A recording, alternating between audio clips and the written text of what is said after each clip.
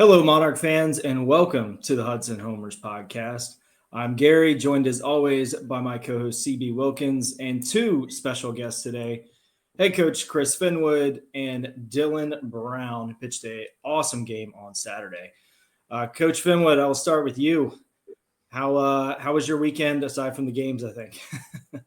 Well, the outcomes weren't what we were hoping for. I think the process of how we played was we played a pretty solid three baseball games. We were tied our head in the seventh inning of all three. We just have to learn how to close them out, and some of that's offensively, adding a couple runs that we had opportunities to, and some of it's on the mound, finishing games. And we knew that was going to be part of our journey this year, just figuring out who was going to be capable of doing that.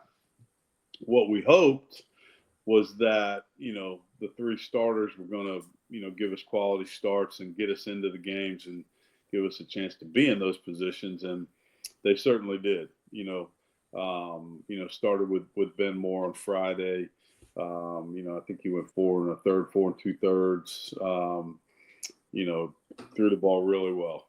Guys pitched count up. We had kind of a long inning. It was cold, so we didn't quite get through his 5, but pretty close. And gave us a quality outing there. And then DB on Saturday, those 5 shutouts, strikes out 10. I thought he was dominant. And Blake threw the ball well on Sunday, 5 innings. Really threw one bad pitch, kid hit a 2-run homer. He hung a breaking ball in, short right field there.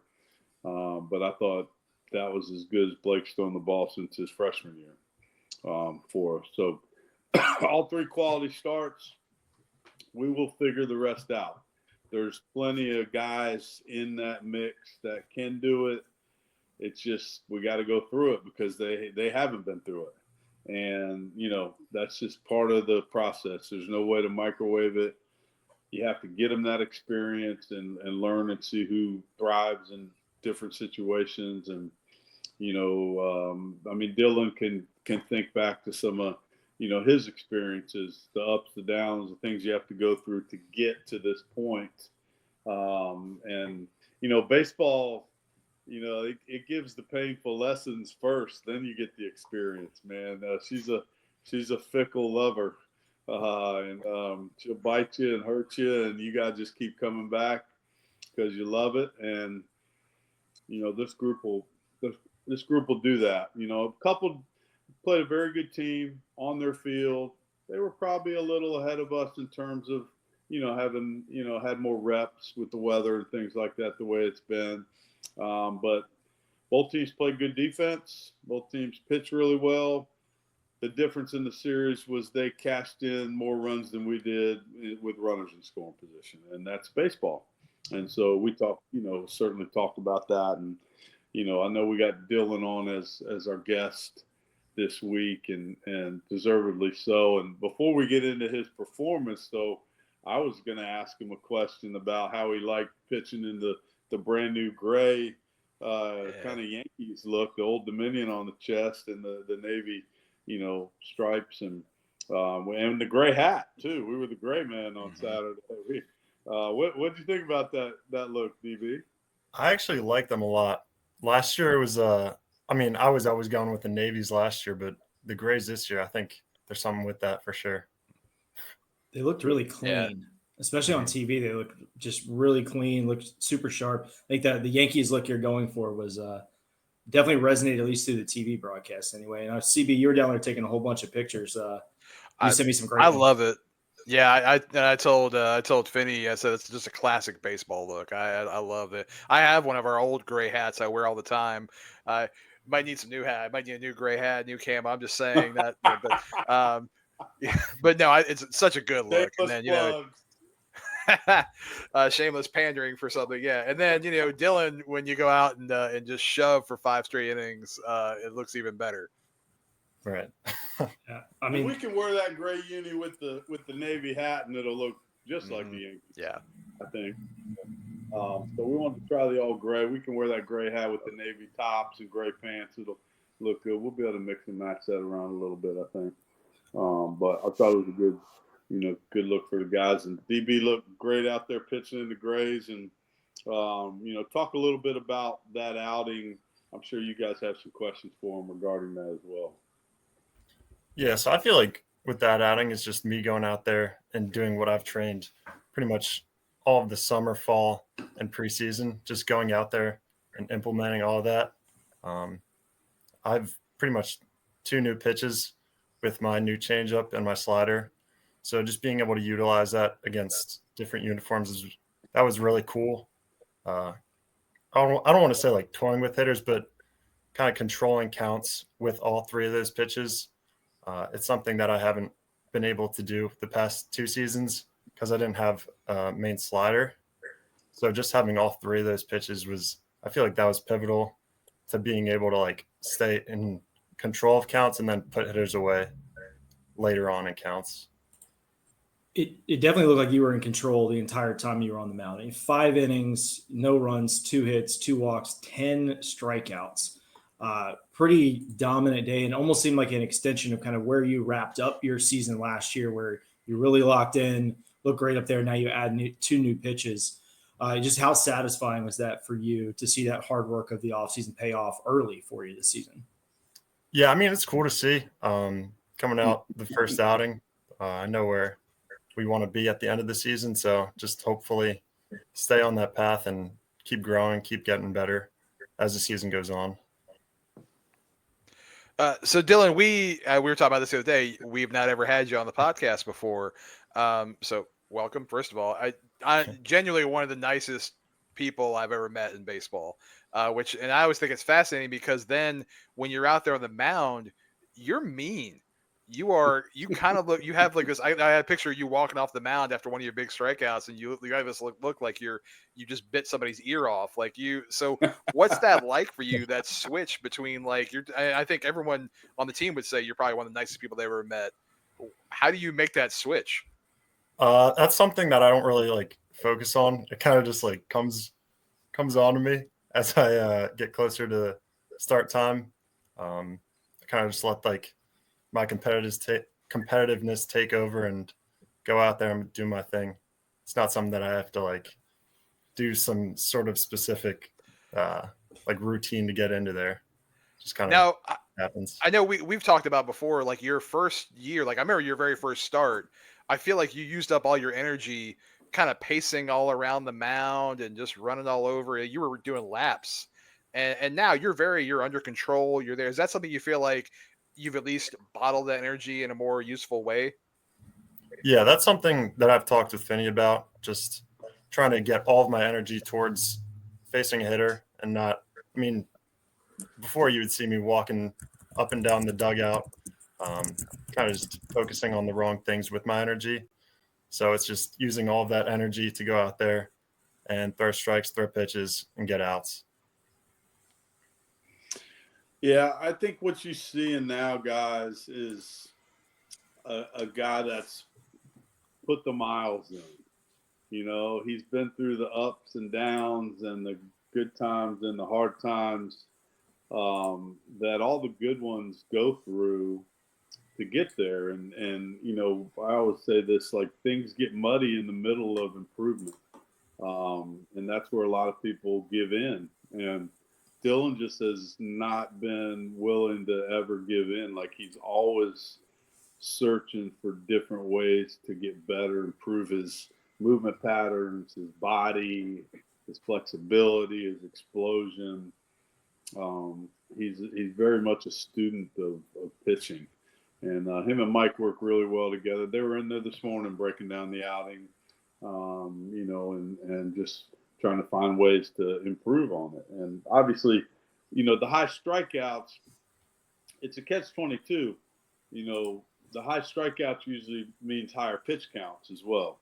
And so that, 96 pitches for 5 innings, if I was splitting hairs and had a criticism, that's a little bit on the high side, right? We'd like to see that pitch count be a little lower so we can get into 6-7 innings or more as we kind of move forward. And I think that's just something that he's going to learn, how to do as he goes on. And not saying that, it's bad to strike somebody out, but, you get you get a couple of 9-pitch innings to throw in there, then that can add, an inning or two to your start right there. You can strike out 3 guys with 9 pitches too. You can. Yeah, that's a good point. Yeah. Really hard to do. No, that's like they always talk about the immaculate inning, right? Is 9 pitches, 3 strike. I always say the immaculate inning is 3 pitches, 3 outs, 3 little dribblers to third base, right? or to first base. Yeah. It did seem. Go ahead, Gary. I was going to say it seemed a little bit like Georgia Tech was taking a wait and see approach. Like they were willing to be really patient, but I think that actually paid off for you in the long run because you were able to rack up the strikeouts when they didn't take those pitches earlier in the bat. Yeah. Right. Yeah, they were early. 2 counts. Yeah, early on in the game, they were really willing to take those first couple pitches and just like see them, and then later on in the game, they're kind of more aggressive because they'd seen all the pitches. But I feel like just being able to adjust, know that my zones don't really change based on the hitters. I feel like that was that was key to playing well there. So Dylan, let's say we haven't had you on here as a guest before. Tell us about how you ended up at ODU. I mean, you're from Pennsylvania. How do you come down to Norfolk, Virginia? Yeah, so it's actually kind of a long story, but sophomore year I was getting recruited pretty heavily. At the end of my sophomore season, I committed to Notre Dame. I was committed to them for around a year, and then right before the signing day of my junior year, probably like a month before that signing day, called me up, took the spot for me, and within, I think it was like 2 weeks, I was on the phone with Marin, on the phone with Finny, just chatting it up. Came on a visit here, loved everything about it, loved the area. I mean, I love going to the beach, so that was a big plus. Loved the atmosphere and the coaches that created that atmosphere. So I think I committed within like 3 or 4 days of coming on the visit here and seeing what it was about. I mean, I love that because I really, you're sitting here talking, I'm thinking, sometimes things I think maybe were meant to be, right? I mean, because you could not be a better representative, I think, of what we wanted ODU baseball. You're a great guy, great student. I always say 4.0 engineering student. I mean, you're a smart guy. You're a hard worker. It's just everything you want, and you've been here. You've been successful. Like Finny said, you had the ups and downs. You're moving all in the right direction. I mean, it's pretty great that it all worked out that way. Yeah, I couldn't be more happy with the way things turned out for me. I mean, looking back on it, I'm more than happy with it. At the time, it was it was a source of anxiety for me, just not knowing where I was going to end up. But I'm so happy that I came here, and really happy with the way it went. When the scouts and people ask, they always ask about the character and personalities and things like that of our players. And I tell the guys all the time, like, if you had a daughter, this is the guy you'd want her to marry, because he is top notch, man. He's a fantastic student. He's a fantastic teammate. He's a fantastic young man. He's where he's supposed to be when he's supposed to be there all the time. He's a great example for the younger players, and he just makes coaching really, really easy. And it's a pleasure to have Dylan in the program, and it's also a pleasure to watch him start to blossom like this, and get some notoriety with the scouts. He handles all of that very well, with a very even keel, demeanor wise, and and so that also sets an example for the other guys. I think some guys can tend to get a little bit whacked out about seeing a bunch of radar guns back there, and he's always been of a really level-headed mindset with that, and I think that bleeds over into some of the other guys. And him and Blake have developed a really neat bond and closeness through their work in the summer together and pushing each other. And it's like this happens when you get 3 really good starters on the same staff. they compete against each other a little bit too, and so there's some pride going on there, man. Hey, this guy just threw 6 shutout innings on Friday. I got to do my part today. And then the Sunday guy's like, man, these 2 guys just stepped up for us. All right, I got to hold up my end of the bargain today. And that's neat because it's an inner competitiveness that's going to drive them kind of within the game of trying to win for our team. And so that becomes a really kind of neat side note in all of this. I'm noticing the Aaron Nola in the background there. Is that a guy you've been a big fan of, Molly? I know you're you're about the same size, also lefty. Yeah, I mean, I'm a Philly guy, so all the Phillies players, they're on the top of the list. Him and Wheeler, Suarez. I love watching them pitch. And I got to meet quite a bit of your family last season, coming different tailgates. Your uncle was there quite a bit, and his whole crew. How was that like, coming from out of state to ODU, but, kind of having your parents at a lot of the games that were going on last year, and I'm sure going this year too. Yeah, it's been amazing. Like, they actually bought a camper just so they could come down here and come to my games. Tell a little bit about that story, Dylan, about how they got hooked up and where they keep it and that kind of stuff. That's kind of a neat story. Yeah, so they actually, I think they started talking about it, getting it my freshman year, but they didn't buy it until like halfway through last year. And then at one of the games, they met a couple of fans, Paul and Jim Ambrose, and they're actually keeping it at their house for the winter. So it's really cool that they've been able to link up and just keep it there. That is cool. And James pitched at ODU, so he's a former pitcher here as well. So that's kind of neat. Mm-hmm.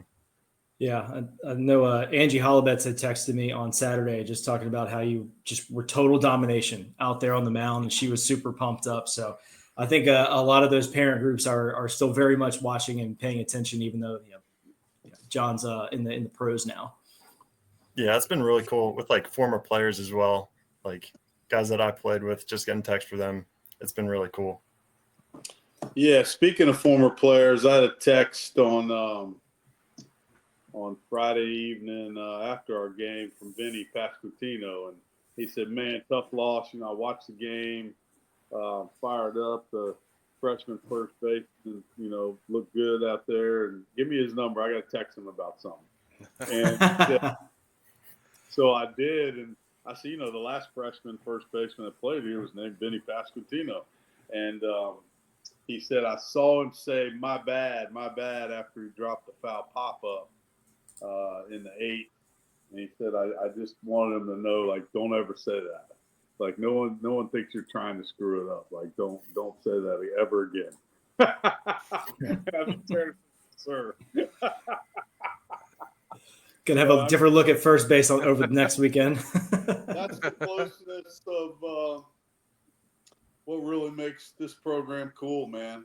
Is the generations that root for each other, and some of the older guys, that played here. I mean, they care about how these guys do. They care about how they play, how they look on TV, the way they represent the program, and and although we came up on the short end this weekend, I don't think anybody, thought that we didn't have a chance to win all 3 of those games, and certainly we did, and we'll learn how to win them.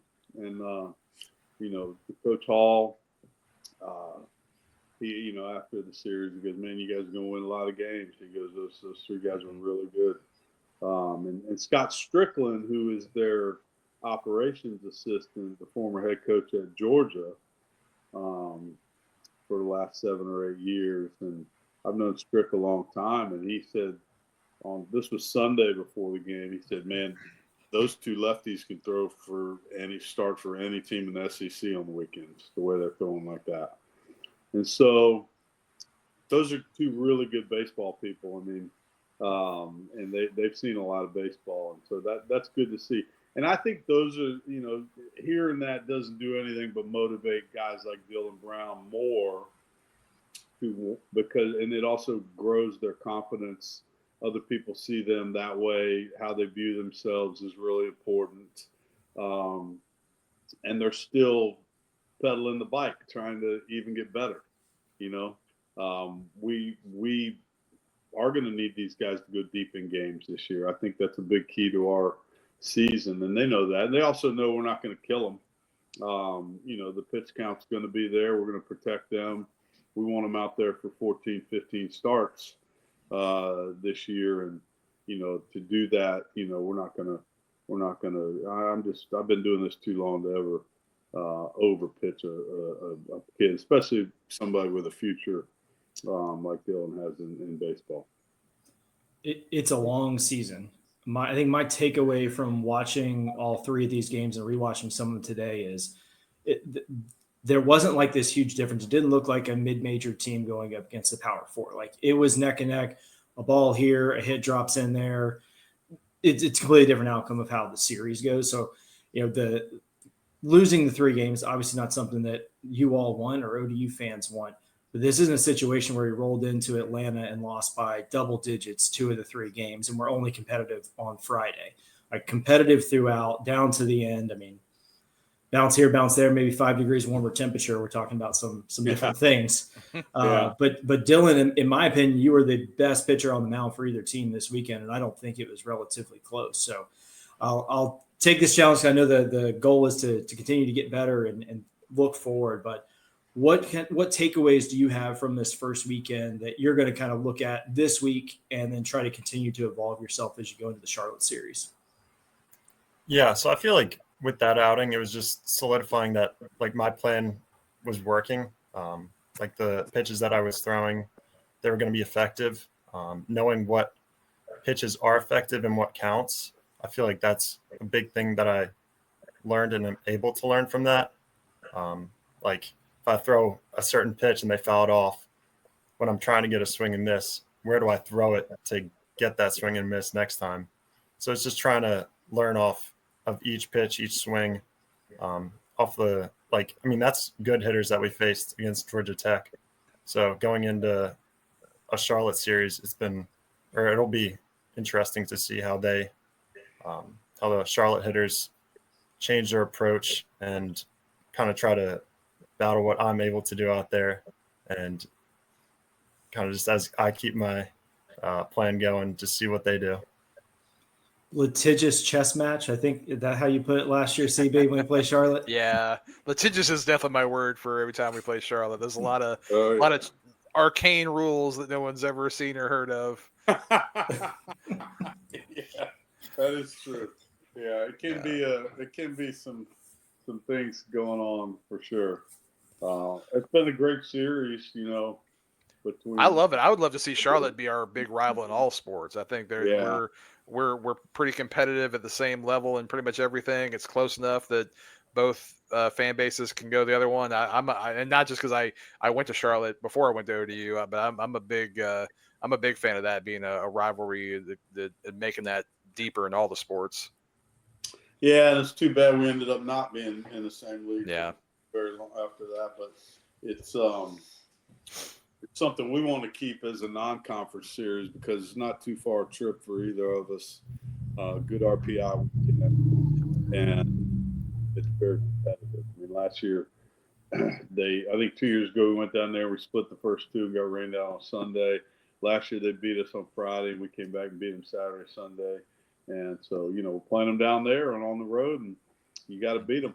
So hopefully we'll get through some of this weather, get it out of here, and get down there and get ready to go again.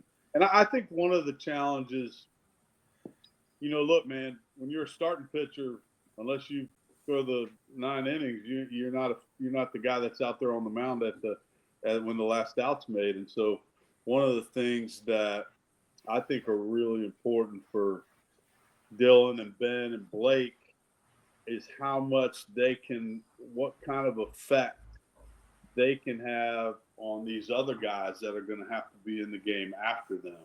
How much can they serve and help them get better?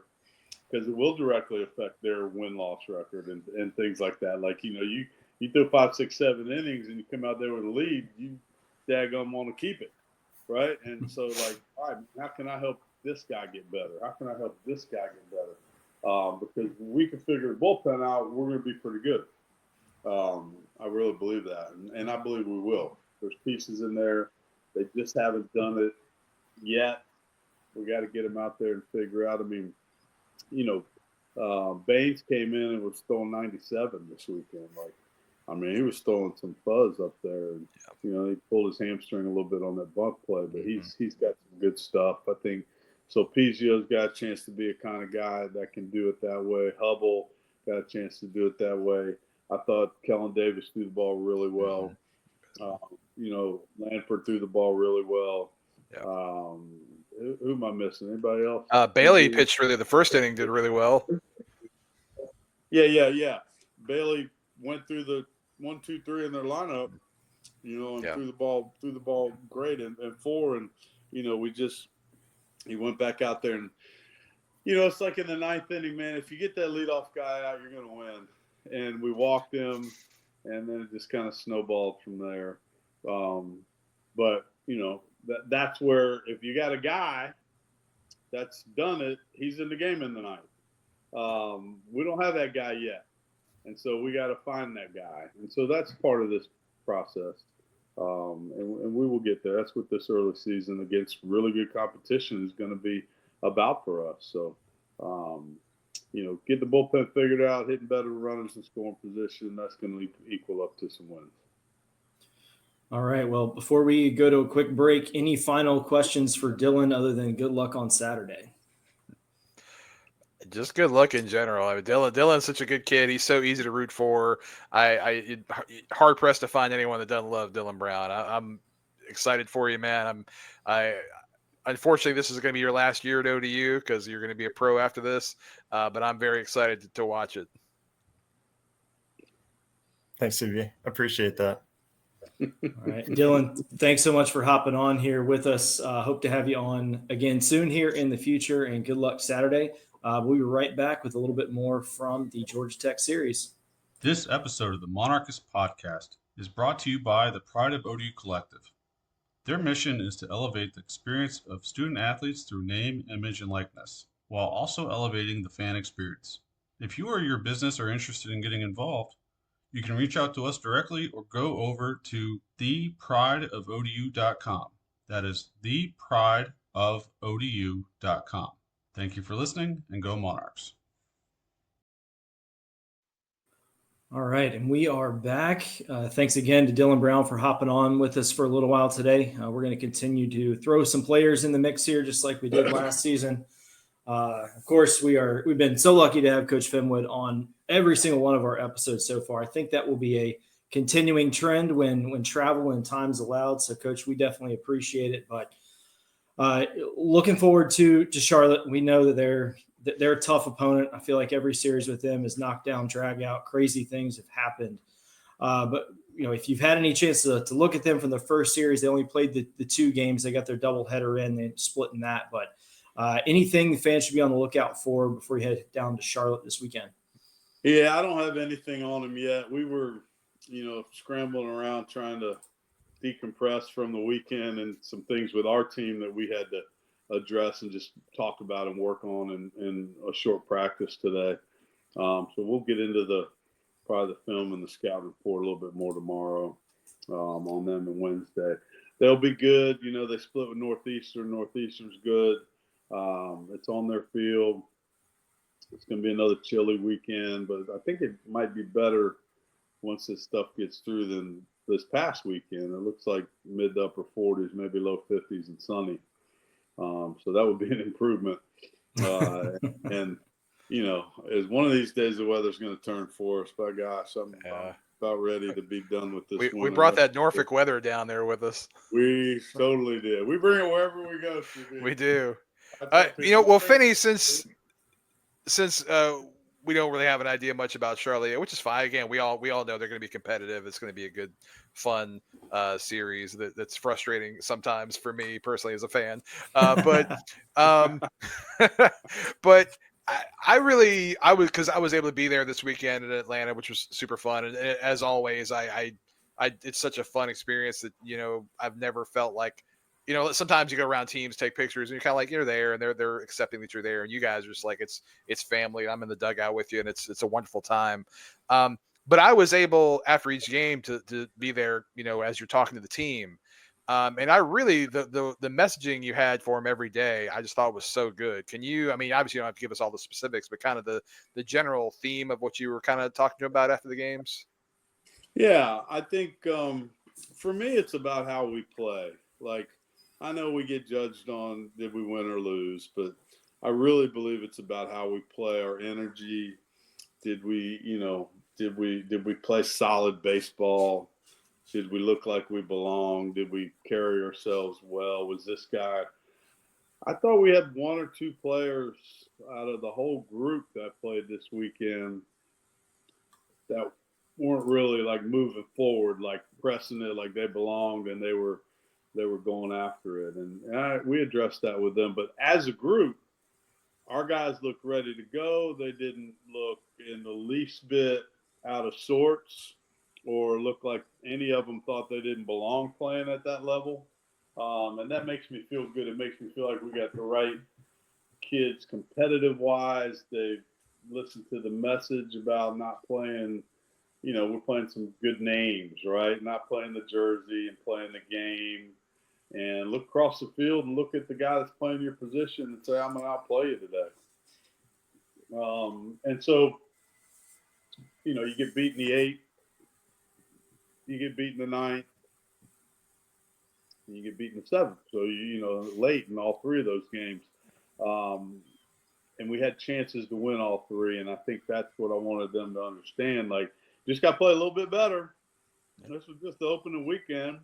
They were going to be ahead of us from a, preparedness standpoint, probably because their weather was better and ours has been crappy this year. So that's not an excuse. It's just reality. The reps matter in this game and in any game. But we didn't go down there and look like we didn't, we weren't ready to play by any means. And when you got good pitching, that always helps, right? Yeah. And so, we need to do a better job of runners in scoring position, and in particular, runner at third base, less than 2 outs. Oh, yeah, we were 1 for 6 in those opportunities of scoring a run. Now, that one is about 3 feet from being a grand slam, too. So,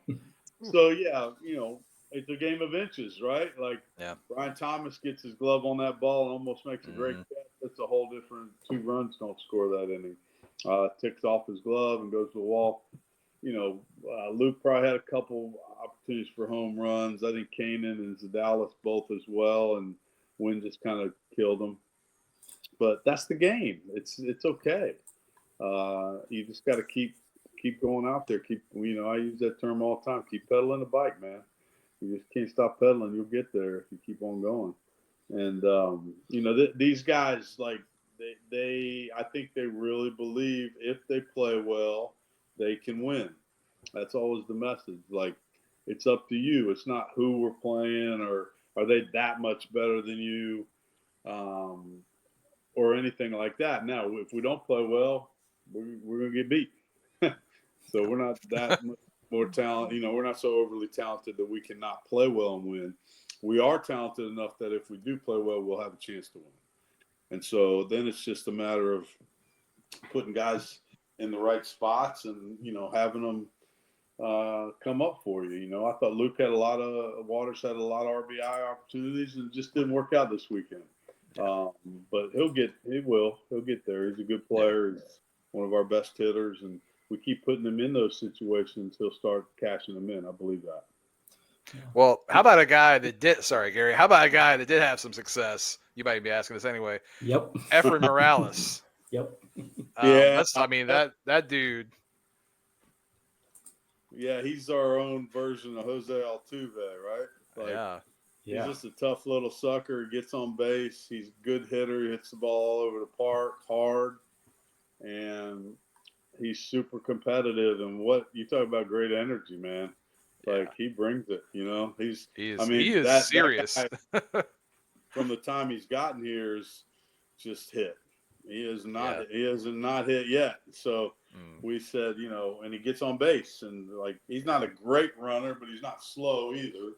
But he's an on base machine, and he's a good hitter. So he's off to a good start. It's 3 games, but he has the makings of a guy that's going to be in the lineup every day for a long time. Yeah, having a guy freshman lead off DH, so he doesn't. It's so if you go out and you suck at the plate, it's not like you can say, "Well, I made some good plays in the field." Like, no, that's a lot on a kid. And he 5 for 11, double, RBI, walk. I mean, what a weekend! Scored some runs, and he is going to be a good catcher as well. Yeah, his arm's just been bugging him a little bit. He came here with a banged up elbow, and so we've had to really kind of go slowly in that rehab process. It doesn't affect his swing, obviously, but the throwing part of it. He can catch, he can block, and when he gets the arm back healthy, he's got a chance to be a really good catcher as well. So he can play left field. Don't be surprised if you don't see him in left field some this year. He's fine out there. I think down the road he also could play some second base. So he's a very versatile kid that he doesn't even care. I know he loves catching, but he doesn't care where he plays as long as that bat's in the lineup. So, and he's kind of one of those guys that's going to make your offense go. And so it was fun to see him have success this weekend. He sounds like another famous Astros player, Craig Biggio, who started out as a catcher, went to second, played some outfield, did a little bit of everything. And he got a little a flashback back to catching because he got hit by a pitch twice on the series too. So not afraid to do what he needs to do to get on base. But obviously we're going to have dollars for dingers again this year, and we did not get blanked in that on the weekend. Keenan George puts one out of the park. Overall, good weekend for him. He only had the one big bop for the home run, but he walked 5 times. Yeah, he took his walks, and man, he smashed 2 balls on Friday that are home runs on any other day, and the wind just knocked him down. And then he got that one yesterday that the wind couldn't knock down. So, yeah, and we finally got we got our one. At least we didn't get blanked on the weekend for the dollars for dingers, and I think Kanan's going to hit a bunch more during his time here, and I really believe that. The way he was swinging it, I think we're going to be in good shape here when the wind's not blowing out and it's not 40 degrees for you. Yeah, exactly. All right, so I think Finny, we're at your time. You gotta move on. With your evening. Yeah, okay. I do, and I just wanted to say thanks again, guys. Like, no big. Well, we did have some interesting travel stuff. It's always fun to talk about some of the ridiculousness because people just don't know. So we leave. I think our flight was at 1:00 from Norfolk. It's an hour and 20-minute flight to Atlanta. We get in Atlanta, I don't know, before 3. Hour and a half we wait at the baggage carousel. And the lady finally comes up and is like, "I'm so sorry that your bags are sitting somewhere. I'm going to make sure they get here." So hour and a half, we don't get out of Atlanta until almost 5 at the airport. On Friday. Well, yeah, or Thursday. Thursday. Yeah. Like. Yeah. So we got to go to Buckhead to the hotel and then go over to the field. We're supposed to practice at 5. And we don't get to the hotel until 6. Took us an hour because the bus driver typed in the wrong Peachtree Avenue or whatever. So we end up in Midtown instead of Buckhead. So yeah, I'm calling their people. Well, we don't get to practice until 7. 2 hours later than we were supposed to get there. And it's getting pretty chilly by then. So I said, "Hey, let's just hustle up. We'll get a good stretch. We'll get BP, get some fungos in, and call it a day." And by the time we get back to the hotel and the guys get some food and all of that, it's 9:30, and then you're ready to just go to bed. So it's a long day, but anytime you're traveling in and around Atlanta, it always has the opportunity for. Be happy you didn't have to drive this weekend. It's not fun driving around Atlanta. No, never, right?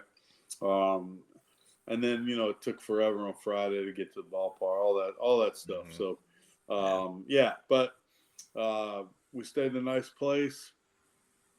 I did walk around the corner on Saturday evening, and I was just going for a walk. It was kind of misty and cold. I said, I'm just going to walk and find something to eat.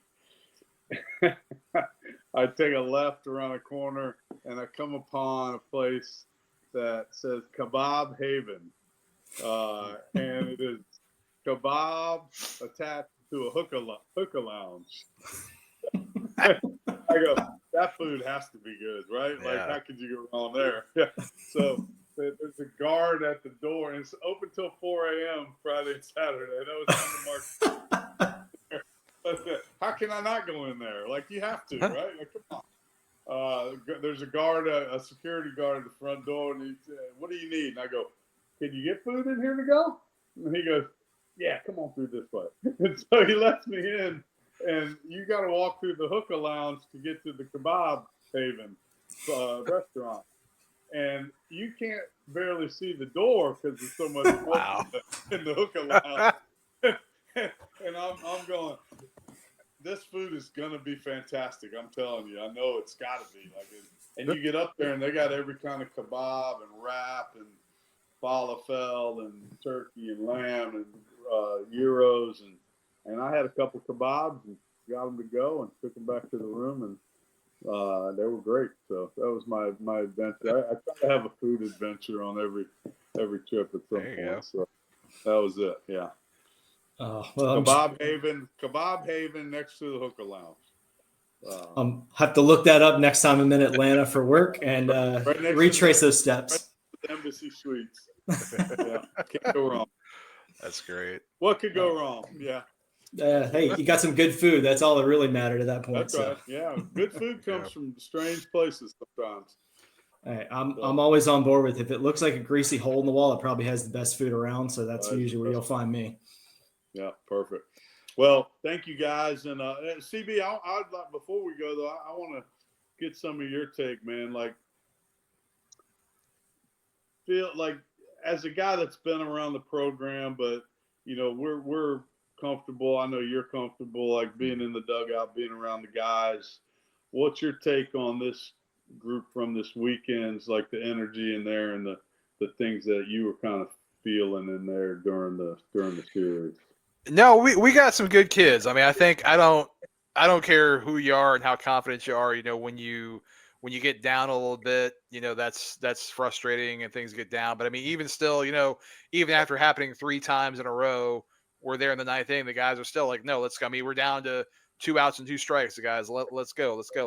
And so, I think that I'm sure in the moment it was hard to hear what you were saying after each game, but you could see, you could see the guys who still were hearing it, and their guys were taking it in, and the guys were nodding along. And so I think, there's going to be some guys who, it's just how it goes, and they're going to lose the confidence and fade away. And there's going to be other guys who are going to, take it and accept it and say and believe in the reality that, like you said, you played really well. You didn't quite play well enough to beat a really good ACC team on the road. Not a bad thing, right? So I think, it's the result's not what you want. That's just how it goes sometimes. Sometimes you lose baseball games, and you have to lose some baseball games, and it's still really good. Now, I think you got a really great group of kids. I think they're all really for each other, and they're really all pulling together. And I'm very excited to see this. It's going to be exciting because I won't be back with you guys until we're down in Auburn. So I'm excited to see how things are going then and how the vibes are, because I feel like, we're going to have some good weekends and be good by then. Yeah. Yeah. And we're going to have to, the one thing, the other part of the message was, don't get caught up in judging yourself this early part of the schedule by your 1-loss record, because you might have a few losses on here. That's going to be okay. It's going to help us get better. It's going to help us be more ready by conference time, and I've been on the other side of that where, you had a little softer schedule preseason and you didn't feel like you quite challenged you guys enough before conference time.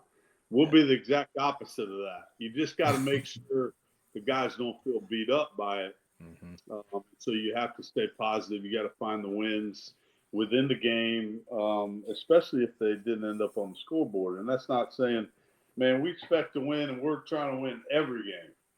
I've always there's no moral victories in that. It's just, understanding how to evaluate your group and your guys the right way, and understand that college athletes, their confidence and how they feel about themselves probably means more than anything else. Mm-hmm. And so our job as coaches is we are honest with our guys. We tell them the truth, but also pat them on the butt a little bit and say, you're going to be fine. It's going to be okay. There was a lot of talk. I know I was involved with guys, other guys, especially that first day where they were really stinging the ball and getting nothing out of it. And it was like, hey, just keep doing it. I know, like when Kanan hit his, we talked to Doug afterwards. Hey, we talked about do the process. Like, that's it, man. You do the process. It keeps going. Like, that's the reality. And like I said, you want to win every game. It's not like you're not, but that comes with the effort and the intent. And if you're showing up every day and playing hard, then if you lose, you lose. It's not fun. You didn't intend to, but that's the difference between, you're not trying to lose. You're trying to win because you're trying to play hard. And if you happen to lose, well, that's not ideal, but that's happens sometimes. It's just life. Yeah, that's right. It is life. And it's certainly baseball. It's a game full of failure. Yes, it is a game full of failure. And how you got to have a good reset button. Like Ted Lasso says, you got to have a memory like a goldfish. Goldfish got 10-second memory. So, thank you guys. I appreciate it. It's always fun. All right. Appreciate you, Finny. Thank you. Thank you for everyone who's listening in, and go Monarchs. Go Monarchs.